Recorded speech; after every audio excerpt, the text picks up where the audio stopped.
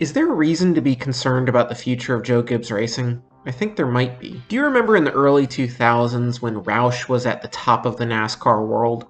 In 2005, 5 out of the 10 cars in the chase were Jack Roush racing cars. Now, 17 years later, the team is known as Roush Fenway Keselowski Racing and is currently in rebuild mode with some promise of a bright future, but only after years of the team only being a shell of its former self. I make it no secret on this channel, I'm a Joe Gibbs Racing fan, and I have been for 20 years. I grew up a Tony Stewart fan, and today Martin Truex Jr. is my guy. But with that said, I'm pretty concerned about the team's future, and I worry about the similarities between the current state of Joe Gibbs Racing and Jack Roush Racing. The fall of Jack Roush Racing didn't happen overnight, but as the team's performance dropped, they eventually lost their star drivers. Matt Kenseth left for JGR after 2012, Carl Edwards followed Kenseth to JGR a couple of years later, and after 2016, Greg Biffle left, reducing the once 5-car powerhouse to a 2-car team with Trevor Bayne and Ricky Stenhouse Jr. While I don't necessarily see JGR falling to the same lows as Roush, there are a lot of red flags for the team's future. JGR was among the top teams in NASCAR this year, but it was not the team we're used to seeing winning 9 to 10 races, if not more, every year. Now they're starting to have problems with drivers and sponsors leaving. The loss of Mars and the drama surrounding Kyle Busch's free agency and eventual departure to RCR obviously took center stage this year.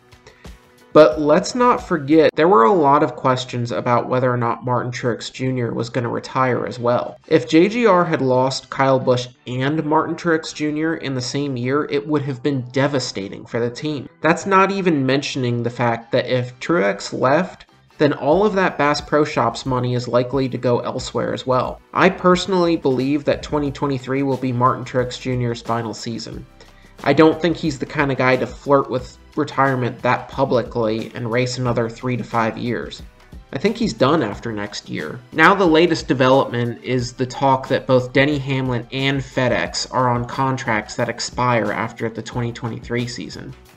Hamlin has publicly stated that he wishes to remain at Joe Gibbs Racing for the rest of his career, even in the wake of the news that contract negotiations are coming for both him and FedEx. But there has been at least a little bit of a Kyle Busch-Mars feeling here. While I don't think finding a sponsor that will meet the financial demands of Denny Hamlin will be as difficult as it was for Kyle Busch, if FedEx leaves, then we know from past experience that things can get really interesting. If JGR were to lose Kyle Busch, Martin Truex Jr., and Denny Hamlin, along with sponsorships from Mars, FedEx, and Bass Pro Shops, all in the space of 2 years, it would be absolutely catastrophic for the team. Christopher Bell and Ty Gibbs are both good drivers, but neither of them is ready to carry the team in the way that Busch, Truex, and Hamlin have, not even to mention the loss of sponsorship dollars. Could JGR even remain a 4-car team if that nightmare scenario were to come true? What's more is that if something like this were to happen, it isn't clear how JGR would replace both Hamlin and Truex. It's not like they have another Ty Gibbs with Monster Energy money attached to him waiting in the wings again. The fact of the matter is that JGR still has not announced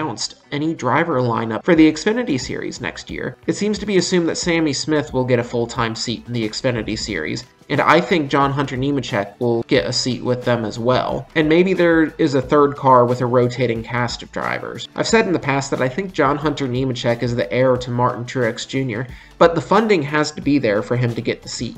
And sure, Sammy Smith was an absolute stud in the ARCA series this year, and got some starts in the Xfinity series as well, but he's only 18 years old. Are JGR and Toyota going to make the classic JGR and Toyota mistake of bringing a young, talented driver to the Cup Series before he's ready? I think that they've learned that lesson. There is something else that I believe played a role in the fall of Roush that has a bit of a parallel to Gibbs today. In 2013, Team Penske made the move from Dodge to Ford, and suddenly Ford had a second competitive team in its stable, and a few years later, it would gain another with Stewart-Haas Racing. Roush was no longer receiving the bulk of Ford's attention. For the better part of the last decade, Joe Gibbs Racing has almost monopolized Toyota's attention and support. save for a few satellite teams that have faded away.